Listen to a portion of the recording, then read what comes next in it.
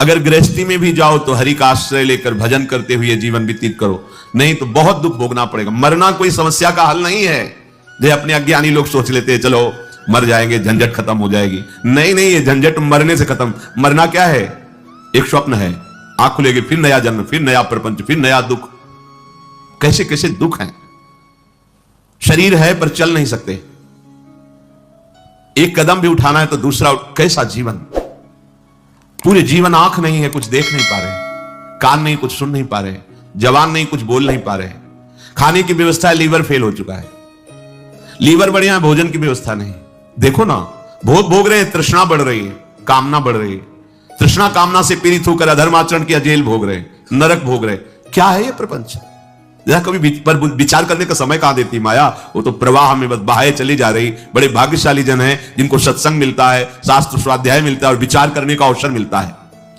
प्रश्न हुआ कि जिन्होंने मन को भोगों में फंसा रखा है, मन पर विजय नहीं प्राप्त की, इंद्रियों को विषयों से विलग नहीं किया, शरीर में अहम बुद्धि रखते हैं, वो इस प्रबल माया से, प्रचंड माया से कैसे मुक्त हो सकते हैं? कोई उपाय है?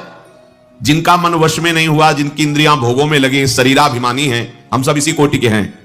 देख लो ना, बातें चाहे जितनी बनाओ, शरीर को हम अपना स्वरूप मानते हैं, मन इंद्रियों के भोग को हम अपना सुख मानते हैं। कितना बड़ा ज्ञान है। इंद्रियां भोगों को भोग रही है, मन भोगों का संकल्प करवा रहा है, शरीर चेष्टाएं कर रहे, फंसाप रहे हो। आप कहीं भी नहीं है भोग में, पर फंसाप रहे हो। यही माया फंसाए है। आपको किसी भी भोग की आवश्यकता नहीं। आप चिदानंद सुख स्वरूप हैं। ये भुला देना ये माया कार्य है, और ये स्मृति आ जाना भक्ति का कार्य है, ज्ञान का कार्य है। गीता सुनने के बाद अपने स्वरूप की स्मृति आ गई, भगवत स्मृति जागृत हो गई। तो इनका कैसे माया से मोक्ष हो सकता है? जो शरीराभिमानी हैं, मन निग्रह नहीं किया, इंद्रियों के भोगों में जो रमण कर रहे। तो बोले पहले विचार करना चाहिए। विचार शब्द सबसे पहले आया है। अच्छा, ये विचार कहां से प्रकट होता है? ये विवेक से होता है। विवेक से विचार होता है। बुद्धि तो बेकार की बात है। यही तो हमें फंसाया है बुद्धि। यही तो निश्चय करती इसमें नहीं, उसमें सुख है, वहां उस पद में सुख है, उस संपत्ति में। यही तो बेईमानी कर रही बुद्धि। अब बुद्धि के ऊपर कोई बैठे तब समझ में आए, वो है विवेक। और ये विवेक केवल साधु संग से मिलता है। बिन सत्संग विवेक ना होई, और सत्संग केवल भगवत कृपा से मिलता है। ये आपके प्रयास से नहीं, आपके भाग्य से नहीं है। सत्संग मिल गया, मानो हमारे ऊपर भगवान की विशेष कृपा हो गई। अब इस विशेष कृपा में विवेक जागृत होता है, फिर उससे विचार होता है। कहते विचार करके देखे कि ये जो स्त्री पुरुष का आकर्षण है, अनादिकाल से ये चला आ रहा है। प्रकृति का पुरुष के प्रति आकर्षण, ये संसारी मनुष्य इसी आकर्षण में सुख की भावना से दुख में बंधता चला जाता है। बहुत बड़ी विचित्र लीला भगवान की है। बहुत, इसलिए चूंकि जो जिनका विवेक जागृत हो, देख के वो कांप जाते हैं। कितनी विचित्र लीला है। किसी एक जगह साधक रहते थे, भ्रमण के समय की बात है। दोष दृष्टि मत करना, माया का प्रभाव ही ऐसा है। अगर आप चूक करेंगे तो आप चले जाएंगे, हम चूक करेंगे तो हम चले जाएंगे। चूक नहीं होनी चाहिए। चूक का मतलब आज्ञा उल्लंघन, शास्त्र आज्ञा उल्लंघन, गुरु आज्ञा उल्लंघन। ये चूक है, ये आपको ले जाएगी। भक्तों के संग से ऐसी घनीभूत भक्ति, घनीभूत जिनमें कहीं भी पोलापन नहीं है, ठोस, घन कहते हैं ठोस को। अगर घनीभूत भक्ति है तो भक्तों की कृपा से जागृत होती है। भक्तों की कृपा का स्वरूप उनके वचनों के अनुसार चलना। अगर घनीभूत भक्ति नहीं, उसमें पुलापन है, तो फिर गिरने के चांस है। एकांत जंगल में वो रहते थे। पूरे आश्रम में अकेले 2, 4, 10 लोग दिन में आ जाते थे, शाम के नहीं। वहां एक पागल शरीर वाली स्त्री दरवाजे पे गिट के ऐसी, उनको दया आई। सर्दी का समय था, अंदर कर लिया, भोजन पवाया। साधु का हृदय ही ऐसा होता है। पर दया बिना साधु कसाई, और दया करी तो आफत आई। दोनों बातें ध्यान रखनी चाहिए। दया, अगर भगवत स्मृति चल रही है तो तुम्हारी ठीक है, और अगर भगवत स्मृति में बाधा पड़ जाए तो दया छोड़ के तुरंत भाग पड़ना चाहिए। याद संभालनी चाहिए। याद गई तो दया फंसा देगी, बस ध्यान रखना। यही दया फंसा दिया भरत जी को। भगवान की याद भूल गए, हिरण की याद आ गई। अब दया खतरनाक हो गई। दया नहीं तो साधु कैसा? दया बिना साधु कसाई, और दया करी तो आफत आई। ध्यान रखना। भगवान भी सावधान कहते हैं, करुणा करो सब पे, दया पर निर्मम होकर। ममता नहीं होनी चाहिए। अगर ममता हुई तो चूक हो गई, फिर तो गए। अब उनको ऐसा करना चाहिए, कंबल दे देते, भोजन दे देते, उसको विदा कर देते, पर ऐसा नहीं हुआ। त्रुटि हो गई, धीरे धीरे वो वहीं रहने लगे। कुछ समय बाद मार्ग भ्रष्ट हो गए, भागना पड़ा वहां से। ये क्या? किसी भी रूप में माया शक्ति है। दया, करुणा, सेवा, भावना, सावधान। अगर विवेक है, विचार है, तो आज्ञा पर चलो, शास्त्र आज्ञा पर चलोगे, कहीं कोई बाल बांका नहीं। शास्त्र आज्ञा करता है, बलवान इंद्रिय ग्रामो विद्वानमपि कर्षति। इंद्रियां बड़ी बलवान हैं, बड़े बड़े ज्ञानियों को, विद्वानों को भी विषयों में फंसा देती हैं। इसलिए परस्पर प्रकृति पुरुष के आकर्षण से उपासक जो बचने के लिए चला है, उसे एकांत में कभी संभाषण या किसी भी तरह की एकांतिक वृत्ति परस्पर आकर्षण वाले शरीर के साथ स्वीकार नहीं करनी चाहिए, नहीं तो बंध जाएगा। देखो ना, सुख की प्राप्ति के लिए वो चेष्टा करता है और उसे बड़े बड़े दुखों का सामना करना पड़ता है। जो पुरुष भगवान की इस माया से पार जाना चाहता है, उसको यह विचार करना चाहिए कि मैं सारी चेष्टाएं सुख के लिए कर रहा हूं, फिर मुझे दुख क्यों भोगना पड़ रहा है? मैं तो कर्म जितने भी कर रहा हूं सुख के लिए कर रहा हूं, फिर मुझे दुख क्यों भोगना पड़ रहा है? इसका मतलब जिसे हम सुख समझ रहे हैं वो दुख है। देखो, विचार करना चाहिए। एक धन को ले लो, इसमें हमारी सुख बुद्धि हो गई, दिन दिन इसको बढ़ाने की अंदर लालसा बढ़ी। अब चाहे पाप से कमाई हो, चाहे हिंसा से, चाहे बेविचार से, शास्त्र है इसके पाने के लिए बड़ी बड़ी कठिन क्रियाएं, दुखद क्रियाएं करता है। इसी बात से तो घृणा हुई थी पिंगला जी को। जनकपुरी में, विदेहराज की नगरी में, ये वैश्यावृत्ति करती थी, अपने शरीर को बेच करके धन कमाना। शरीर को सजा करके दरवाजे पे बैठी, जो व्यक्ति आता सोचती मेरे ही पास आ रहा है, मुझे धन प्रदान करेगा। 12 बज गए, रात्रि तक कोई नहीं आया। हर व्यक्ति को इसी भावना से देखती, जल गया हृदय। एकांत से धिक्कार है मेरे इस जीवन को।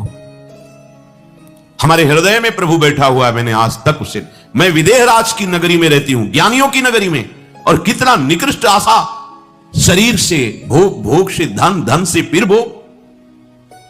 अब नहीं।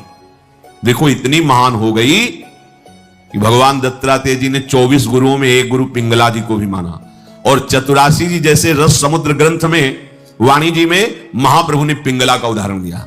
यह जो एक मन बहुत ठौर करी, कहीं कौने सच पायो, जहां तहां विपत्ति जार जुगती लो, प्रगट पिंगला गायो। निष्ठा कर ली उसे, आज के बाद कभी किसी पुरुष की तरफ नहीं हेरूंगी, भूखी मर जाऊंगी पर गलत आचरण नहीं करूंगी, अपने हृदय में विराजमान हरि से प्यार करूं। महात्मा बन गई, उसी क्षण गुरु माना दत्तात्रेय जी ने। दत्तात्रेय जी जैसे अवधूत महापुरुष ने तत्काल पिंगला जी के चरणों में नमन करके गुरु भाव स्वीकार किया। इसे एक और संकेत मिलता है, कल तक बेविचारी रहा है, तुम्हारी दृष्टि में हो सकता है कि बेविचारी है, और आज कितनी ऊंचाई पर चढ़ गया तुम नहीं जान सकते हो। उसने संकल्प कर लिया, निष्ठा कर ली, सब खत्म। तुम्हें लगेगा ये कल वाला है, नहीं नहीं, ऐसा दोष दर्शन करने पर तुम्हारा पतन हो जाएगा। आंतरिक आध्यात्मिक भूमिका कब बढ़ गई तुम्हें क्या पता चला? हरि गुरु कृपा से कितनी ऊंचाई पर बैठ गया तुम्हें क्या पता चला? देखो ना, पिंगला अभी तक वैश्या थी, और अभी निर्णय किया, और अभी गुरु बना लिया दत्तात्रेय जी ने 24 गुरुओं में, और उसका महामहिम स्वरूप भगवान वर्णन कर रहे हैं, हरिवंश महाप्रभु वर्णन कर रहे हैं, पिंगला का उदाहरण दे रहे हैं। तो जो इस आकर्षण में, इस सृष्टि का सबसे बड़ा आकर्षण है परस्पर शरीर आकर्षण, इस आकर्षण में जो फंस जाता है उसका अंतिम फाइनल मृत्यु रूप भयानक कष्ट, और जीते जी अपने आप को भूल करके माया मृग बन जाना, अर्थात काम के अधीन होकर पूरा जीवन दुख में व्यतीत करना। घर, पुत्र, स्वजन, संबंधी, पशुधन, ये सब अनित्य, नाशवान, भुलावे वाला। कैसा भुलावे वाला? भले ना 1 करोड़ रुपया बैंक में जमा है, भले हमारा परिवार है, हमारे पास जमीन है, हमारे, इसी के चिंतन में तुम्हारा पूरा जीवन निकल जाएगा। जो वास्तविक धन श्री हरिनाम, राधा नाम, उससे अछूते रह गए, ठगे गए। एक घर, स्वजन, धन, पशु, मित्र आदि ने ठग लिया तुम्हें। माया ने इनका रूप धारण करके भगवत भजन नहीं करने दिया तुम्हें, ठगे गए तुम। बराबर जन्म मृत्यु, प्रलय, महाप्रलय सब भोगने पड़ेंगे। इसलिए विचारवान पुरुष को चाहिए कि उसे समझ लेना चाहिए, जैसे इस लोक में सब ये दुख है ना, तो परलोक में थोड़ा सा सुख ज्यादा दिखाकर है परिणाम में दुख है। जैसे तुम यहां किसी की सुंदर स्त्री देख करके अपनी स्त्री पर दृष्टि डालना बंद करके उधर देखकर जल रहे हो कि अगर ऐसी पत्नी हमारी होती तो मैं कृतकृत्य हो जाता। ठीक ऐसे स्वर्ग में विमान पे बैठे हैं, अप्सरा पास है, नृत्य गान हो रहा, पास में उस विमान से 100 गुना अधिक, क्योंकि उसका पुण्य अधिक है, तेजस्वी विमान और अत्यंत सुंदर अप्सरा, अब वो भूल गया अपने सुख वैभव को, जल रहा है उसको देख के, पूरा का पूरा ऐसे ही थोड़ा सा ऊपर के लोकों में और पवित्रता और महत्ता, लेकिन सब नष्ट होने वाला है, ये कुछ बचने वाला नहीं। इसलिए कोई दान पुण्य इस भावना से न करे कि स्वर्ग में सुख प्राप्त करेंगे, क्योंकि वो भी ऐसा ही है, उसमें भी शांति नहीं है, परमानंद नहीं है। क्या करे? तो मेरा अब पतन ना हो, नाश ना हो, भय से मैं मुक्त हो जाऊं, इसके लिए अब उस विचारवान पुरुष को चाहिए कि वो गुरुदेव की खोज करे। भगवान की खोज करना कठिन नहीं है, भगवान के रहस्य को जनाने वाले गुरुदेव का मिलना कठिन है। गुरु की खोज करनी चाहिए। कैसे करनी चाहिए? पहले उस अव्यक्त गुरु से प्रार्थना करनी चाहिए, परमात्मा से, ईश्वर से, प्रभु से, हे नाथ आप हमें गुरुदेव रूप से मिले, मैं नहीं जानता कौन गुरुदेव है, कैसे होने चाहिए। इतना ज्ञान विद्यार्थी को क्या ज्ञान कि कौन टीचर किस स्थिति में है, कितना प्रवीण है, वो तो विद्यार्थी है बेचारा। हां, प्रिंसिपल जान सकता है, जो टीचरों के ऊपर अधिकारी, इनमें से कौन सा प्रवीण है, कौन किस कोटि का, किस स्थिति का। ऐसे ही सब गुरुओं के परम गुरु जगत गुरु भगवान श्री कृष्ण है। सबसे पहले प्रभु से प्रार्थना करे कि गुरु के बिना ज्ञान नहीं, परम पद नहीं, मोक्ष नहीं, मोक्ष मूलम गुरु कृपा। तो हे नाथ आप कृपा करके गुरु रूप से मुझे स्वीकार करें, मैं आपका शरणागत हूं, आप गुरु रूप से आवे और मुझ शरणागत को स्वीकार करें। दीन बंधु मैं कहां खोजूं, या आप मुझे पहुंचा दीजिए या आप गुरु स्वरूप से आकर मुझे स्वीकार कर लीजिए। जब आप ऐसी हृदय से प्रार्थना करेंगे तो आपको गुरु मिल जाएंगे, या तो आपको पहुंचा दिया जाएगा उनके पास, और उनके पास जाते ही आपको लगेगा हमारी खोज पूर्ण हो गई, जो मैं चाहता था विश्राम मिल गया। कैसे होने चाहिए गुरुदेव? शास्त्र ज्ञान से पूर्ण होना चाहिए, और ब्रह्मण्युप समाश्रयम भगवत प्राप्त होना चाहिए, ब्रह्मबोध होना चाहिए। अगर ब्रह्मबोध है और शास्त्रों का जो ज्ञान है शाब्दिक वो नहीं, तो अपने शिष्य को समझा नहीं पाएंगे। शब्दों का बहुत अच्छा ज्ञान है लेकिन ब्रह्मबोध नहीं, अनुभूति नहीं है, तो शिष्य का कल्याण नहीं कर पाएंगे। इसलिए दोनों बात होनी चाहिए। शाब्दे परे च निष्णातम, शब्द ब्रह्म अर्थात शास्त्रों के पारदर्शी विद्वान, और ब्रह्मण्युप समाश्रयम ब्रह्मबोध संपन्न अर्थात भगवत तत्व का अनुभव किए हुए हों, ऐसे गुरुदेव का आश्रय ले ले। शिष्य को चाहिए कि अपने गुरुदेव को ही अपना परम प्रीतम मान करके, सवाल हल हो जाएगा। शिष्य को चाहिए कि अपने गुरुदेव को अपना परम प्रीतम मान करके, अपनी आत्मा मान करके, अपना इष्ट देव मान करके निष्कपट भाव से गुरुदेव की सेवा करे, गुरुदेव के समीप रहने की आकांक्षा करे। समीप रहने का भाव उनकी आज्ञा में रहना। आप यहां से 1000 कोस दूर रहते हैं पर अपने गुरु की आज्ञा में रहते हैं, तो आप गुरु के समीप हैं। और आप गुरु के शरीर के समीप रहते हैं पर आज्ञा उल्लंघन करते हैं, तो आप गुरु से बहुत दूर हैं। यह बात ध्यान रखना। ये मायाकृत बात नहीं है कि शरीर के समीप हो तो आप गुरुदेव के समीप हो, नहीं। गुरुदेव की आज्ञा का पालन करते हो, बहुत दूर हो तो गुरुदेव के समीप हो, और गुरुदेव की आज्ञा का उल्लंघन करते हो तो शरीर के समीप रहते हुए भी आप बहुत दूर हैं गुरुदेव से। गुरुदेव की निष्कपट भाव से सेवा, गुरुदेव के पैर दबाना, वस्त्र प्रक्षालन करना, भोजन देना, यह सब एक अंग है सेवा का। इसे पूर्ण सेवा नहीं कहते। पूर्ण सेवा कहते हैं गुरुदेव की आज्ञा में जीवन समर्पित कर देना। अब क्या करवा रहे हैं इससे हमें मतलब नहीं। आप खड़े रहिए, यहां आप बैठ जाइए, आप ये कीजिए, हमारा जीवन समर्पित है, हमें इनकी आज्ञा पर रहना है। और ये बात भगवान देख रहे हैं कि आप भगवान के नाते ही गुरु को भगवान मानकर अपना मन वचन कर्म से उनकी अधीनता स्वीकार की, तो भगवान ही आपको बोध करा देंगे कि मैं गुरु रूप में हूं, मेरा ये स्वरूप है, परमानंद में निमग्न हो जाओगे। गुरु की जब कोई इस तरह से आराधना करता है तो गुरुदेव उसे भक्ति की क्रियात्मक शिक्षा देते हैं। मंगला से लेकर शयन तक, व्यापार से लेकर एकांतिक समाधि तक, यह गुरुदेव की प्रकट क्रियात्मक शिक्षा होती है। आप केवल चित्त को समर्पित कीजिए, गुरुदेव में सब प्रकाशित हो जाएगा। प्रश्न करने की जरूरत नहीं पड़ेगी, उत्तर ही उत्तर आपके हृदय में रहेगा, प्रश्न खत्म हो जाएंगे। हम जब तक अपना अलगाव रखते हैं तब तक प्रश्न होता है, जब अलगाव खत्म हो जाता है तो उत्तर आके विराजमान हो जाता है, प्रश्न की जरूरत नहीं पड़ती। गुरुदेव का आश्रय लेने वाले शिष्य को चाहिए अपने शरीर से, अपनी संतान से, अपने पारिवारिक जनों से गुरुदेव की कृपा शक्ति से अनासक्त होना सीखे, माया मुक्त होने के लिए। यही हम फेल होते हैं। यदि माया मुक्त होना है, गुरुदेव की शरण ली है, गुरुदेव का आश्रय लिया है, तो आपकी अनासक्ति बढ़नी चाहिए। कहां? शरीर से अनासक्त, पुत्रों से अनासक्त, परिवार के संबंधों से अनासक्त। अनासक्त का मतलब बाबा जी बन जाना नहीं होता है, ये अंदर की बात होती है। नाथ सकल संपदा तुम्हारी, मैं सेवक समेत सुतनारी, अनासक्त का स्वरूप है गृहस्थ में। फिर गुरुदेव की कृपा से वृत्ति जागृत होती कि भगवान के भक्तों से कैसे प्रेम करना चाहिए। एक बार श्री आचार्य चरण वल्लभाचार्य जी के शिष्य थे किसी राजकीय विभाग में, और कुछ घोटाला हो गया। यद्यपि उनका कोई अपराध नहीं था, अन्य कर्मचारियों के द्वारा, तो उसमें जो बड़े अधिकारी थे वो भी शिष्य थे श्री वल्लभाचार्य जी के, तो उनकी पूरी संपत्ति जब्त कर ली गई और उनको जेल सजा हुई। जब वल्लभाचार्य जी के बड़े अधिकारी दर्शन करने आए तो उन्होंने सिर्फ इतना पूछा, तुम्हें पता था कि वो तुम्हारा गुरु भाई है? कहा जी। तो तुम्हारे हाथ में इतना शासन था कि तुम बचा सकते थे? जी। क्यों नहीं बचाया? अगर तुम्हारा सगा भाई होता तो तुम क्या करते? बोलो ना क्या करते? तो उनका शरीर से, बुद्धि से, धन से, जैसे भी होता मैं उसे बचाता। इसे क्यों नहीं बचाया? इसका मतलब गुरु संबंध से श्रेष्ठ तुम्हारा परिवार का संबंध है, जाओ हम तुम्हारा त्याग करते हैं। श्री वल्लभाचार्य जी अपनी सगी बहन से भी पूज्य गुरु बहन है, अपने सगे भाई से भी प्यारा गुरु भाई है, क्योंकि सगा भाई माता के उदर से संबंध रखता है और गुरु भाई भगवान से संबंध रखता है, श्री जी से संबंध रखता है। हमारा भक्तों के साथ कैसा व्यवहार होना चाहिए? कम से कम सगे भाई जैसा तो होना ही चाहिए। वैसे तो लालाचार्य जी को आचार्य चरण ने आदेश किया था कि भगवान के प्रेमी जनों को भगवान के समान देखना चाहिए। यदि ऐसा ना हो तो गुरु के समान तो देखना ही चाहिए। तो उनका ऐसा भी नहीं कर सकते, आपके समान मैं किसी को नहीं मान सकता।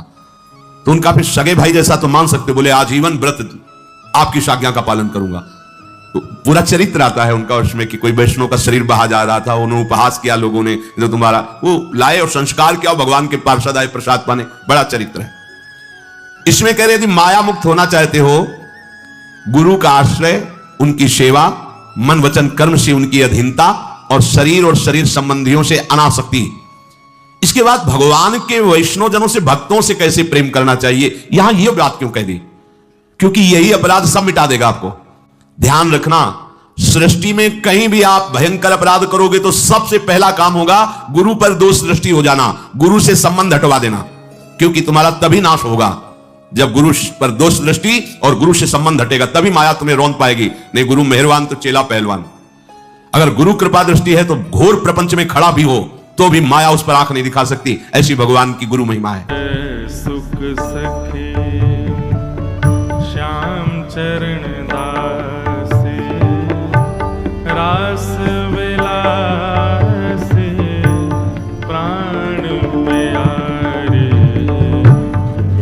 सुख सखी श्याम चरण दासी, रास विलासी प्राण प्यारी। अष्ट नाम प्रति कुंजन कुंजन, अष्ट नाम प्रति कुंजन कुंजन। सेवत दंपति रुचि अनुसारे, सेवत दंपति रुचि अनुसारे। गोरी झेर छाए लाडली लालन, झेर छाए लाडली लालन। पलछन होत नेक नहीं न्यारी, जय सुख सखी।